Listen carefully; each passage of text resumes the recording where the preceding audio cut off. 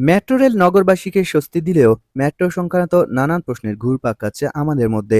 এই যেমন ধরুন মেট্রো রেল কখন ছাড়বে, কতক্ষণ পর পর একটু ট্রেন আসে, সকাল কয়টা থেকে মেট্রো রেল চালু হয় কিংবা কয়টা পর্যন্ত মেট্রো রেল চলে, মেট্রো রেলের কোথায় থেকে কোথায় গেলে ভাড়া কত টাকা, বাচ্চাদের জন্য কত টাকা ভাড়া দিতে হবে কিংবা কত বছর বাচ্চাদের জন্য ফ্রি রয়েছে কিংবা মুক্তিযোদ্ধাদের জন্য বা প্রতিবন্ধীদের জন্য কোনো ছাড় রয়েছে কিনা এবং মেট্রো রেল সংক্রান্ত নানা প্রশ্ন আমাদের মধ্যে ঘুরপাক খায়। এরই ধারাবাহিকতায় একটি অ্যাপ চালু হয়েছে এবং সেটির নাম হচ্ছে ঢাকা মেট্রো রেল। এই অ্যাপের মাধ্যমে আপনার যাবতীয় প্রশ্নের উত্তর পাবেন।